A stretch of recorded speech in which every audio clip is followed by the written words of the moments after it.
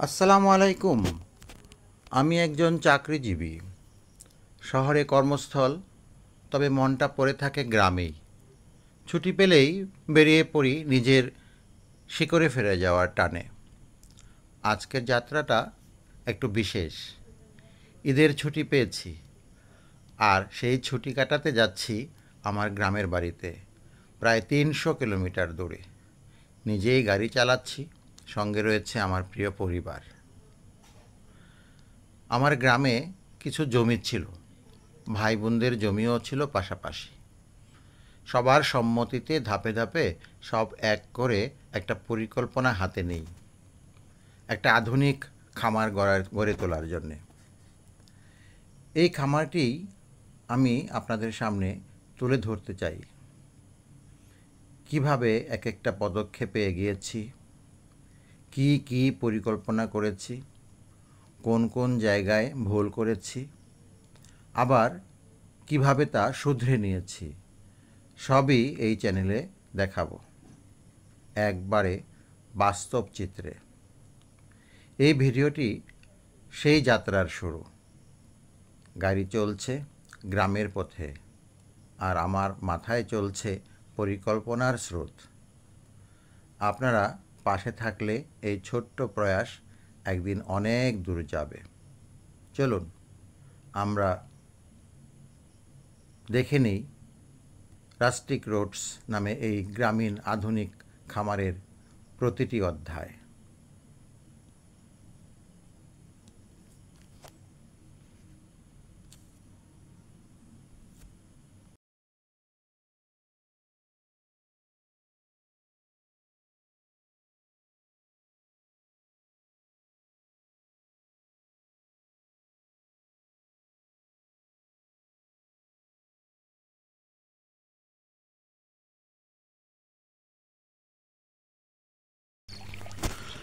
সুধী দর্শক মণ্ডলী, যেই কথা সেই কাজ। সুদূর ৩০০ কিলোমিটার দূর থেকে নিজে গাড়ি ড্রাইভ করে চলে এসেছি ইতিমধ্যেই আমার স্বপ্নের সেই খামার বাড়িতে। আপনারা দেখতে পাচ্ছেন একটি পুকুর, যেই পুকুরটির আয়তন হচ্ছে ২৫ শতাংশ। অ্যাকচুয়ালি আমি তর সইতে পারছি না আপনাদেরকে আমার এই প্রকল্পের পুকুরগুলো, আমার খামারের বিভিন্ন স্থাপনাগুলো দেখাতে। যেহেতু আমি আগেই বলেছিলাম একদিন কোনো এক ভ্যাকেশনে গিয়ে আমি আমার পুকুরের পরিচিতি, সেখানকার বর্তমান অবস্থা, ভবিষ্যৎ পরিকল্পনা আপনাদের সাথে শেয়ার করব। মাছ চাষের প্রথম শর্তই হচ্ছে বায়োসিকিউরিটি। দেখতেই পাচ্ছেন পুকুরটি ঘিরে রাখা হয়েছে জাল দিয়ে, যেন অনাকাঙ্ক্ষিত কোনো কিছু প্রবেশ করতে না পারে, বিশেষ করে পাখি, যেগুলো রোগ জীবাণুকে ছড়িয়ে থাকে মলের মাধ্যমে বা মাছকেও খেয়ে নেয়। আমার এই পুকুরটির জিওটেক্স করা আছে, দ্যাট মিনস জিও ব্যাগ বা যেগুলোকে বলা হয়ে থাকে, আসলে ব্যাগ না, যেটা জিও টেক্সটাইল। ৩৫০ জিএসএম পুরুত্বের জিএসএম বলতে আমরা গ্রাম পার বর্গমিটার বলে থাকি। মানে ১ বর্গমিটারের ওজন হচ্ছে ৩৫০ জিএসএম। বিভিন্ন জিএসএমের হয়ে থাকে ৪০০ জিএসএম, ২০০ জিএসএম, ১৫০ জিএসএম, ১০০ জিএসএম। আমার ৩৫০ জিএসএমের জিও টেক্সটাইল করেছি। এই পুকুরের পাশেই রেখেছি সোলার প্যানেল, যেখানে সন্ধ্যার সময় আমার লাইটটি অটোমেটিক জ্বলে থাকে, এবং সন্ধ্যা যেহেতু জ্বলে, এবং সেটা অটোমেটিক সিস্টেম করে দিয়েছি যেন সকালবেলায় আবার নিজে নিজেই নিভে গিয়ে থাকে। খুব ভালো সার্ভিস পাচ্ছি আমি। গত ৩ বছর ধরে এটি অনবরত সার্ভিস দিয়ে যাচ্ছে স্বয়ংক্রিয়ভাবে। আমার পুকুরের আশেপাশে যা আছে একটু বিলের এক প্রান্তে, যার জন্যে সমস্যা হয়নি, আবার হয় না কখনো, এবং সম্ভাবনাও দেখি না, যেহেতু এই বিলটি অত গভীর না, এবং বর্ষাকালেও কখনো আমার পুকুর ডুবে যায়নি। আর আমি পাড় দিয়ে হাঁটছি, পাশেই দেখতে পাচ্ছেন বায়োসিকিউরিটি প্রথম শর্ত মাছ চাষের। কারণ মাছ ছাড়লাম পরে যদি সেটা পাড় লিক হয়ে বাহিরেই চলে যায়, তাহলে সেই মাছের সংখ্যা মিলবে না, লসের সম্মুখীন হতে হবে। যার জন্য আমি বেশ কয়েকটি প্রোটেকশনে গিয়েছি। প্রথমতই হচ্ছে পাড়টি পুরো করে বেশ প্রশস্ত করে করেছি ভেকো দিয়ে। দ্বিতীয়ত হচ্ছে জিওটেক্স করেছি যেন পার লিক না হয় বা মাটি ভেঙে না পড়ে, পাড়ের ক্ষয় রোধ করার জন্যে, যেহেতু আমি এখানে অ্যারেটর ইউজ করি। দ্বিতীয়ত হচ্ছে কনফিডেন্স যেন আমার থাকে, যেহেতু আমি দূরে থাকি, সেই জন্যে কোনোভাবেই যেন মাছ আমার সাপের গর্ত বা গুই সাপের গর্ত দিয়ে বা কাঁকড়ার গর্ত দিয়ে বাহিরে চলে না যায়, তার জন্য আমি ভিতরে নেটিং করেছি। একটু খরচ হয়েছে, বাট আমি নিশ্চিত করেছি যেন আমার মাছ আমার মধ্যেই থাকে, আমার পুকুরেই থাকে। বেশ শক্তিশালী করেছি, বাঁশের ব্যবহার করেছি, এখানে লাইননের সুতার ব্যবহার করেছি যেটা পচে না, এবং ঘন করে খুঁটি দিয়েছি এবং বাঁশ দিয়ে টানা দিয়েছি যেন ঝড় এদিক থেকে হোক ওদিক থেকে হোক বাতাসের তোড়ে যেন নেটটি উল্টে না পড়ে। দর্শক, আপনি দেখতে পাচ্ছেন কিছুক্ষণ পর পরই আমি আসলে আনন্দের সাথেই আমার পুকুর পাড় দিয়ে আমি হেঁটে চলেছি এবং ছোট ছোট আম দেখতে পাচ্ছেন। এই চারাগুলো আম্রপালি এবং 3 বছর আগে রোপণ করেছিলাম। গত 3 বছর ধরেই ফল দিচ্ছে। এবার একটু হয়েছিল অনেক বেশি, একটু ঝড়ে 50% মতো পড়ে গিয়েছে, আমি শুনেছি অনেক আম পড়ে গিয়েছে। সেগুলো অবশ্য শহরে আমার বাসায় পাঠানো হয়েছে প্যারেন্টসের কাছে। তো আমি খুবই মুগ্ধ এই আমগুলো দেখে। পাশাপাশি আমি বলতে চাচ্ছি বড় পুকুরটি যেটির পাড় দিয়ে আমি হেঁটে চলেছি এখন, তার বিস্তারিত বর্ণনা দিচ্ছি। দর্শক, এইখানে আমি গত মে মাসের 22 তারিখে পোনাগুলো রিলিজ করেছিলাম। সেটা পাবদা মাছের পোনা 1,10,000 মাছ এখানে দিয়েছিলাম। তো যেহেতু ছুটিতে আমি এসে এগুলো কাজ করি, পরিচর্যা করি, নির্দেশনা দেই, নিজে থেকে কাজগুলো তদারকি করি, তার জন্যে ছুটি শেষ হয়ে যাচ্ছিল। বাট আমি এই সমস্যার কারণে মেনলি পুকুরে মাছ বিক্রি করে দেওয়ার পর প্রস্তুতির পুরোটা করতে পারিনি। মানে বিষ প্রয়োগ করে যে সমূলে নিধন করা ডিম ডুম সহ পুরাতন মাছের, তেলাপিয়া বিশেষ করে যে ডিম থেকে যায়, সেগুলোকে আসলে বিষ দিয়ে নিয়ম হচ্ছে এটাকে 4-5 দিন ফেলে রাখা বা 7 দিন, মিনিমাম 5 থেকে 7 দিন ফেলে রাখা, যার কারণে বিষক্রিয়া যেন শেষ হয়ে যায়। তারপর সেটাকে বিভিন্ন স্টেপ ফলো করে কিছু পর্যায়ে আছে যেগুলো করতে হয় মাছের রেণু ছাড়া বা পোনা ছাড়ার আগে, সেগুলো অবশ্য পালনীয় কিছু কর্তব্য আছে, সেগুলো আমি ঠিকঠাক মতো নিয়মিত করে গিয়েছি। পরবর্তীতে কোনো সুযোগে ভিডিওতে, কোনো একটা নতুন ভিডিওতে আমি বিস্তারিত সেটা বক্তব্য আপনাদের সামনে উপস্থাপন করার আশা রাখি। আসলে আমি মুগ্ধ। আমার গাছ, এর মধ্যে কিছু জাম গাছ আছে যেটা উপরের দিকে অনেক মগডালে অনেক জাম ধরেছে, আপনারা দেখতে পেয়েছেন। সেগুলোকে অ্যাকচুয়ালি পারা সম্ভব না, রিস্ক হয়ে যায়। চেষ্টাও করা নিষেধ করেছি, কারণ আগে জীবন বাঁচানো, তারপর অন্য কিছু। তো ফিসাবিলিল্লাহ, পাখি যেন খেয়ে নিতে পারে তার জন্যেই রেখে দিয়েছি। জামে আমরা হাত দিই না, পাখি খায়, কিচিরমিচির শব্দ হয়, আনন্দ পাই, এতেই আমাদের তৃপ্তি। আর এই পাড়ের এই পাশ দিয়ে যে ছোট্ট পুরাতন একটা ঘর ছিল যেখানে প্রথম করা হয়েছিল, সেখানে আমি মাঝে মধ্যে এসে থাকি যখন ছুটিতে আসি। আমি মুগ্ধ হই প্রাকৃতিক পরিবেশে, নিজেকে অনেক তৃপ্তি দেয়। মোট কথা, যেহেতু পৈতৃক সম্পত্তি, ভাই বোনদের জমিও এখানে আছে, আমার নিজের অংশও আছে, এগুলো আমাদের কেনা সম্পত্তি না, বাপ দাদাদের সম্পত্তি উত্তরাধিকার সূত্রে পাওয়া। আমি পরিচালনা করে থাকি। ভাই বোনদের একটা ভাড়া হিসাব করে দিয়ে তাদের অংশের পেমেন্ট বছরে একটা নির্দিষ্ট সময়ে দেওয়ার চেষ্টা করি। কখনো সময় ডিলে হয়, তাতে আমাদের মধ্যে অনেক আন্ডারস্ট্যান্ডিং আছে, যার জন্য কোনো সমস্যা হয় না আল্লাহর রহমতে। দর্শক, আমার এই পুকুরটিতে যেটা হয়েছিল, আবার প্রসঙ্গে চলে আসি, পাবদা মাছের পোনা 1,10,000 দিয়েছিলাম, 5,000 কেজি। যেটা হয় ঘটনা সেটা হচ্ছে যে যেহেতু বিষ প্রয়োগ করতে পারিনি, যার জন্যে পূর্ববর্তী মাছের সাথে তেলাপিয়া মাছ, দেশি তেলাপিয়া মাছ ছিল, ওগুলোর ডিম থেকে বাচ্চা বের হয়ে যায়। তাতে হতাশ হয়নি। পরবর্তীতে যেটা করি সেটা হচ্ছে যে পাউডার জাতীয় খাদ্যটা পাবদাকে দিতে হয়, সেই খাদ্যটা আমি ডাবল করে দিই যেন তেলাপিয়ার ডিম ফুটে বাচ্চা হওয়া সেই পোনাটাও পায়, কোনো সমস্যার যেন সৃষ্টি না হয় বা গ্রোথে যেন কোনো হ্যাম্পার না হয়। তো এইভাবে দেখা যায় মাসখানেক যাওয়ার পর আলহামদুলিল্লাহ রেজাল্ট ভালো। গ্রোথ ভালো হয়েছে, কোনো ধরনের প্রবলেম হয়নি। যেটা অনেকটা করার সাহস অনেকেই করে না, নিশ্চিত লস হবে এই ভেবে যে পাবদার পোনা হয়তো বা খাবার পাবে না, সেই দামি খাবারটা খেয়ে নেবে তেলাপিয়ার মার্কেট প্রাইস পাবদার চেয়ে অনেক কম, যার জন্য ফুড ভ্যালু যেহেতু ফিডের দামটা অনেক বেশি আর কি পাবদার, যার জন্যে লসের সম্মুখীন হওয়ার সম্ভাবনা আছে। এইভাবে অনেকেই মিক্সার করতে চায় না, আমিও করতে চাইনি, অনাকাঙ্ক্ষিতভাবে হয়ে গিয়েছে, যেহেতু হতাশ হয়নি, আল্লাহর রহমতে এগিয়ে যাচ্ছি। এবং রেজাল্ট যেটা পাচ্ছি, যেটা দেখলাম, সেটা হচ্ছে এই 2.5 মাসে এদের গ্রোথ আলহামদুলিল্লাহ খুব ভালো। তেলাপিয়ার 10টাই কেজি চলে আসছে, সংখ্যাটা আসলে বলতে পারছি না, আমার কাছে মনে হচ্ছে হয়তো 20,000-এর মতো হবে। আর 74টায় কেজি আসছে হচ্ছে পাবদা। আমি খুবই আশাবাদী এদের গ্রোথ দেখে,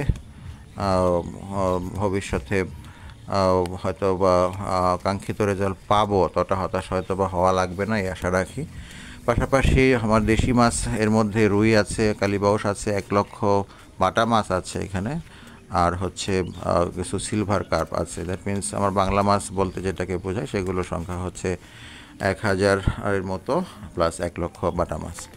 এই নিয়ে আমি আছি। পানির গভীরতা এখানে অ্যাভারেজে 10 ফিট আছে। দর্শক, আমার এই পুকুরে যেন অক্সিজেনের কোনো ধরনের ঘাটতি না হয়, তার জন্যে একটি শক্তিশালী অ্যারেটর লাগানো আছে। এটা আজকে এই মুহূর্তে টেম্পারেচার 36°C, অনেক তাপ, যার জন্যে বাতাস নেই, আবার অক্সিজেন মিক্স হচ্ছে পাচ্ছে না। পানি দেখছে শান্ত, পানি একদমই শান্ত, ঢেউ খেলছে না, যার জন্যে অ্যারেটর মাঝে মধ্যে চালানো হচ্ছে। আর রাতের বেলা যেহেতু পাবদা, এদেরকে খাবার দেওয়া হয় 7টা থেকে 8টার দিকে, তো এরপরে 2 ঘন্টা সময় পর অ্যারেটরটি চালানো হয় এবং সকাল পর্যন্ত এটি অনবরত চলতে থাকে। তো এই হচ্ছে অবস্থা। আমার এই 1000 স্কোয়ার ফিটের একটি গরুর শেড আছে। পাশাপাশি আমি যে আমার এই খাদ্য দেখেছেন, খাদ্য স্টক করার জন্যে একটা স্টোর রুম বা আমার অফিস রুমও বলতে পারেন, বা এখানে মেডিসিন রাখা হয়, বিভিন্ন যন্ত্রপাতি রাখা হয়, একটি ঘর এখানে আছে। আর 1000 স্কোয়ার ফিটের এই শেডের ভিতর দুটি ফ্রিজিয়ান গরু রেখেছি। আলহামদুলিল্লাহ এদের গ্রোথ ভালো। আর দুটি মহিষ আছে, এই মহিষগুলোকে আমি পাঠিয়েছি আমার আরেকটি বাগান আছে, সেই বাগানে যেন তারা উন্মুক্ত অবক্ষে নিতে পারে। উন্মুক্ত ঘাস আছে সেখানে, বাগানে অন্যান্য গাছ আছে, বাট প্রচুর ঘাস আছে বলে গাছ নষ্ট করে না, ঘাস খেয়ে নেয়। তো এই হচ্ছে আমার খামারের এই অবস্থা। এই 1000 স্কোয়ার ফিটের শেডে আমি 17টি গরু রাখার মতো ক্যাপাসিটি আছে, এবং উন্নত ব্যবস্থাপনার মধ্যে এখানে পানির সাপ্লাই, এবং পাশেই হচ্ছে কর্মচারী থাকার ঘর, কর্মচারী যেন ঠিকমতো রান্নাবান্না করে খেতে পারে, এবং বিনোদনের জন্য অবসর সময় এসে যেন তার ডিশের ব্যবস্থা রেখেছি, আকাশ টিভি আছে এখানে। আর এন্ট্রেন্সে আপনারা দেখেছেন অ্যালার্ম সিস্টেম আছে, অনাকাঙ্ক্ষিত কোনো ব্যক্তি বা কোনো জন্তু জানোয়ার যদি প্রবেশ করেই ফেলে, তখন মোশন সেন্সর এখানে দেওয়া আছে, অটোমেটিক সাইরেন বেজে ওঠে। এরকম পুকুরটির বিভিন্ন পয়েন্টে, উইক পয়েন্ট যেখানে যেখানে মনে করেছি সেখানে সিসিটিভি ক্যামেরাও দিয়েছি, সেখানে সেন্সর লাগিয়েছি। এগুলো বিকট শব্দ করে বাজে, এবং লাইট জ্বলে, রাতে দেখা যায় অনেক দূর থেকে। তাতে এখনও পর্যন্ত কোনো ধরনের অনাকাঙ্ক্ষিত ঘটনা ঘটেনি আলহামদুলিল্লাহ। তো আমি আমার এই পুকুরটির গভীরতার দিকে যাই, সেটা হচ্ছে এভারেজে 10 ফিট পানি এখানে আছে, এবং বেলে দোআঁশ মাটি, কিছু অংশ এঁটেল মাটি, যার জন্যে পানি ঘোলা হওয়ার পসিবিলিটি থাকে। আমি প্রতি মাসেই সেইগুলোকে পরিচর্যার মাধ্যমে কোয়ালিটি কন্ট্রোল করে থাকি। পর্যায়ক্রমে আরও বিস্তারিত আপনাদেরকে আপডেট জানাবো, সেই আশা রাখি। আম গাছের ফলগুলো দেখে আমাকে মুগ্ধ যেমন করে, পানির কোয়ালিটি ঠিক আছে দেখে আমি মুগ্ধ হই। সিসিটিভি ক্যামেরার মাধ্যমে আমি দূর থেকে পানির মুভমেন্ট, কালার এগুলো দেখতে পাই, যেটা আমাকে হতাশা থেকে অনেকটা মুক্তি দান করে থাকে। যেহেতু আমার কর্মচারীটি উপজাতি, গারো জাতের, সে অনেকটা আমার ভক্ত, সে পুঙ্খানুপুঙ্খ আপডেট আমাকে দিয়ে থাকে, এবং আমি তাকে মোবাইল ফোনের মাধ্যমেই ডিরেকশনগুলো দিয়ে থাকি। কোনো ধরনের প্রবলেম হলে সে আমাকে জানায়, এবং টাইম টু টাইম আমি আমার চাকরির পাশাপাশি অবসর সময়ে তাকে নির্দেশনা দিয়ে থাকি। আমি এখনও পর্যন্ত খুবই হোপফুল, আশাবাদী। আপনাদের দোয়া চাই যেন সাকসেসফুল একটি আধুনিক খামারের সর্বোচ্চ পর্যায়ে আমি পৌঁছাতে পারি। আমার গরুর শেডটি যেন গরু দিয়ে ভরতে পারি, এবং মাছের রেজাল্টটি, যদিও মার্কেট প্রাইস অনেক লো এখন, আশা রাখি মাছের দাম আমাকে মোটামুটি এই লেভেলে লাভজনক পর্যায়ে পৌঁছাবে, যেন বিক্রিতে লস না হয়, সেই দোয়া চাই। শুধু দর্শক মণ্ডলী, আমার এর পর যে পুকুর, এরপরে আরও দুটো পুকুর আছে। একটি পুকুর আপনাদেরকে এখন ইচ্ছে করেই দেখাচ্ছি না, পরবর্তী পর্বে দেখাবো, সেটি একটা স্পেশাল আকর্ষণ বলে রেখে দিলাম। আর এরপর যেটিতে যাচ্ছি সেই পুকুরটি হচ্ছে আরেকটি ছোট 25 শতাংশের পুকুর। সেখানেও তেলাপিয়া ছাড়া হয়েছে। সেই তেলাপিয়া গুলো ছেড়ে ছাড়ার সময়ই ছিল 60 টাকা কেজি, 112 টাকা কেজি হিসেবে কেনা হয়েছিল। আমার টার্গেট হচ্ছে 3 টাকা কেজি আসলে বিক্রি করব। আশা রাখি সামনের জাস্ট 1 মাস পর, আমি যদিও থাকতে পারবো না ভ্যাকেশনে, 3 মাস পর ভ্যাকেশন হবে, 1 মাস পর আমার কোনো রিলেটিভসের হেল্প নিয়ে সেগুলোকে বিক্রি করার ব্যবস্থা নেব। আপনাদের কাছে দোয়া চাই যেন পর্যাপ্ত দাম পাওয়া যায় এবং আমি লাভবান হতে পারি। অ্যাটলিস্ট লস যেন না হয়, আসল টাকা হলেও আমি খুশি থাকবো, কারণ বিশেষ একটা কারণে মাছগুলোকে ছাড়া হয়েছিল। একজনের খুব প্রয়োজন ছিল মাছগুলোকে বিক্রি করা, আর আমারও জায়গা ছিল, আমার রিলেটিভসেরও ইচ্ছা ছিল যেন মাছগুলোকে কিনি, তাকে হেল্প করি এবং আমরা নিজেরাও লাভবান হই। তার জন্যই আসলে রিকোয়েস্টে নেওয়া। ওই পুকুরটিতে বিস্তারিত জানাচ্ছি, আপনারা দেখতে থাকুন।